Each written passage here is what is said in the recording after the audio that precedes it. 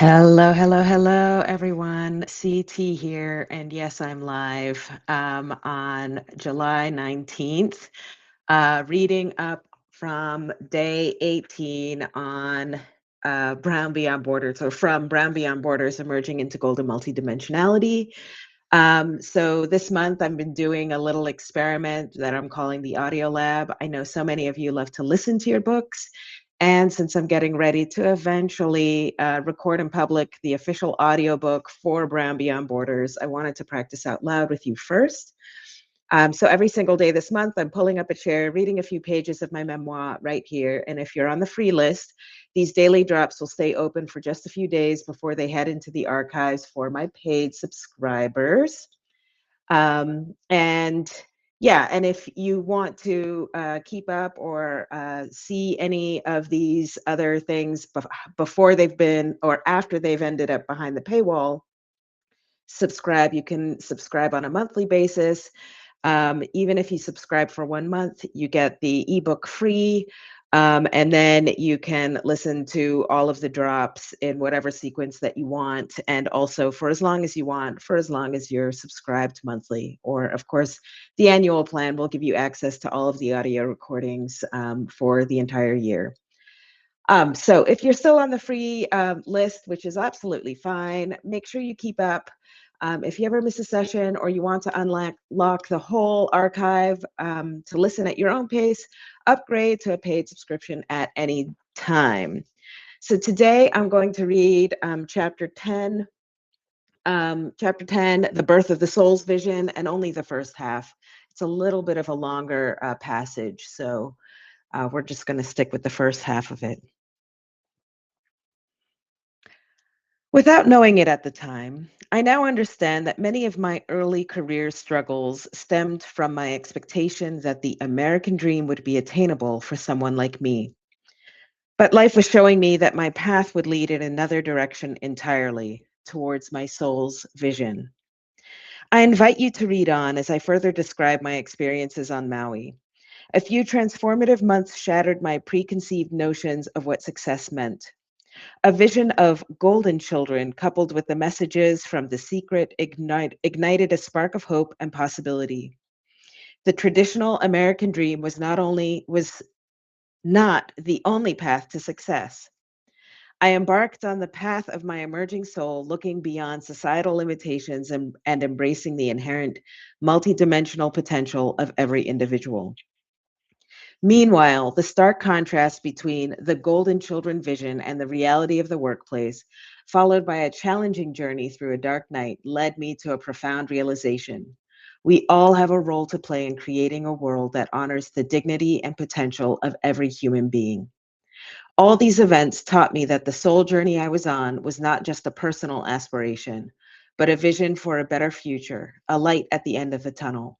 And that's exactly what the journey is for me today. It's about moving inwards towards limitless possibility, a light in which all people belong, where they can see their unique value and understand their contribution to the collective and thrive. The following anecdotes entertain and explain how I began to embrace this concept of the soul's vision, which I continue to mold and redefine to this day as I navigate the challenges and wonders that unfold before me and invite my participation.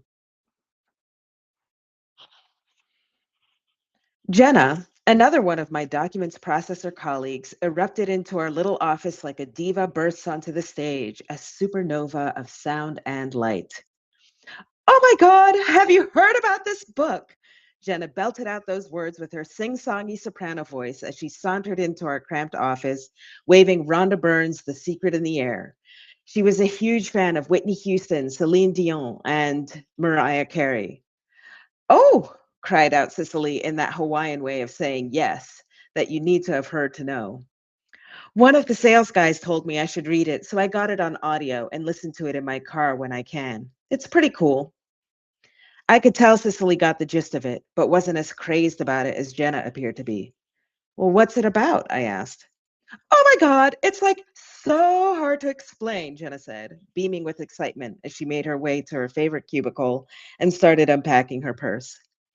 Besides her pocketbook and makeup, her handbag was always loaded with salty snacks. But it's so life-changing. Did Mike tell you about it? Jumped in Kate, one of the indigenous Hawaiians in the office. All the sales guys are talking about it, chimed in Vanessa. Okay, but what is it about? I laughed as everyone started chattering on about the secret. Ty shrugged. He had never heard about it and was not interested. It's sort of hard to explain, Cicely said in her matter of fact Hello Kitty way. She looked pensive and continued working on her team management tasks on the computer. Yeah, you have to get the book or watch the movie, piped in Jenna. She had also started taking notes as part of our daily filing activities. Kate, one of the oldest ones among us, tried to help. It's a new way of thinking, like an attitude shift that's supposed to help you live better. The sales guys have been gobbling this stuff up because it's also supposed to help you make more money. That's what they're saying anyway. I haven't watched the video or read the book though. My curiosity was piqued, mainly because nobody was able to give me a clear answer about this book or movie or whatever it was. For the rest of the day, every time a salesperson walked up to the documents processing window, one of my colleagues would ask, "You know the secret, right?" "Oh, yeah," the salesperson would reply. "It's game changing." Every time I would press to find out more, no one seemed capable of using words to explain what this was. So after a day's work, I hopped into my car and headed over to the Borders bookstore in central Maui, not far from Waikapu, where we lived. I walked in and approached a salesperson standing near one of their computers. "Do you know where I can find the secret?" The salesperson barely let me finish my question as she made her way over to a display station that had the secret books, videotapes, DVDs, and audiobooks on CDs all over the place. I blushed. Thanks. About a week later, the hotel resort held its annual reward ceremony for the sales and marketing teams, including the administrative teams, such as the document processors, who handled all the paperwork that made the sale of timeshares official. Although it was a morning event, it had a gala setup. We all entered a grand hall where there were approximately 15 circular tables.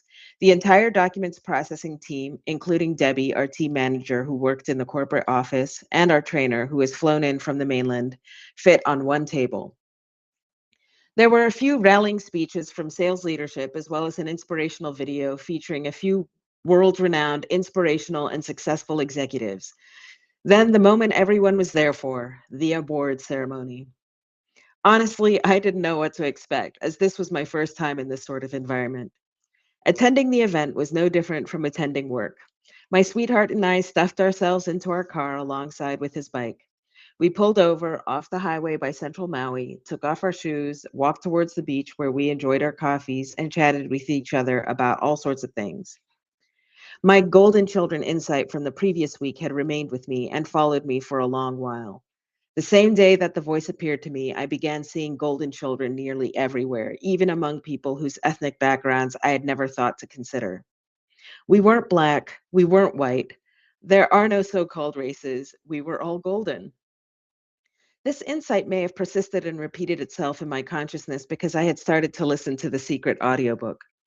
Listening to its law of attraction principles made me feel good, better than I had honestly felt in a long time.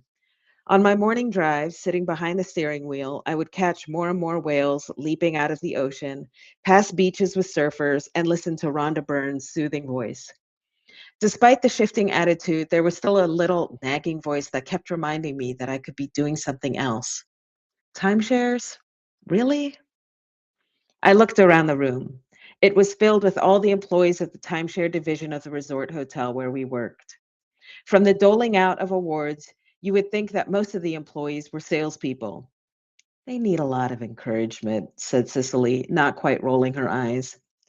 We watched on as another salesperson jumped out of her seat in utter surprise and bounced her way to the stage to accept her trophy and hear some kind words listing her accomplishments, 7 figures in her first year with the company, etc. After the 10th award had been handed out, I realized something. Every salesperson who went up on stage appeared to be Caucasian or of European ethnicity. There wasn't a visibly golden child among them anywhere. This wasn't upsetting to me, but I did find it odd given my golden children revelation from just a few days previous.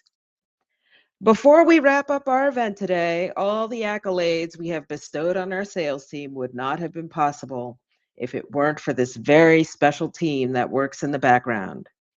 Year on year, their work has improved. Now, clocking in a record time of under 8 minutes, they process more contracts in less time than any other documents team I've worked with. And you know, I've been in this business for nearly 20 years now. That was the sales director, Rocco, a wonderful guy who moved to Hawaii more than a decade prior. As far as I could tell, he was from the mainland and also not golden, but everyone could see his golden heart from miles away. Everybody, he continued, give a standing ovation to the documents processing team. He held up a trophy, and his assistant director rushed up to the stage to hand out shiny silver keychains with stars on them to each one of us. I was proud in that moment, taken by surprise and surprised by my pride as well. While we were standing on the stage, the sales professionals all stood up to give us a standing ovation and hoot and holler at our work. We were all beaming. And then the moment ended. We turned to make our way off the stage while Rocco shared a few last words, asking us to stack our chairs and continue with our work. Most of the salespeople had already left the room at this point, and most of the documents processing team stayed behind to stack up a few chairs and help the backwoods team clear out the hall. So that is where I am wrapping up for today. I am looking at the Substack live, and it doesn't look like anybody else besides me is watching. So I'm going to assume that there are no questions. Today is a very special day for me. It is the second anniversary of my father's passing. And oh, I'm emotional. And I think actually it was his passing and writing the eulogy at his memorial service that kicked off my inner calling to get serious with myself about advancing with the self-publication of this book. And so, yeah, that was really kind of the start of this journey. Yes, I had kind of declared it to myself a few weeks earlier, but I still had kind of like a backdoor exit plan of, well, if I don't go through with this, nobody will notice. I haven't been on Substack long enough to, make a ripple or a splash. But somehow that event kind of spurred my seriousness in moving forward with the book. So I think I do have him and his passing to thank for helping me have the strength and the wherewithal to keep up with this work for the past year or so. So with that, I will bid you adieu. If you do have any questions about the book, the writing process, anything we covered in today's segment, or anything that I've, written in my Substack at all, just drop it in the comments of this post.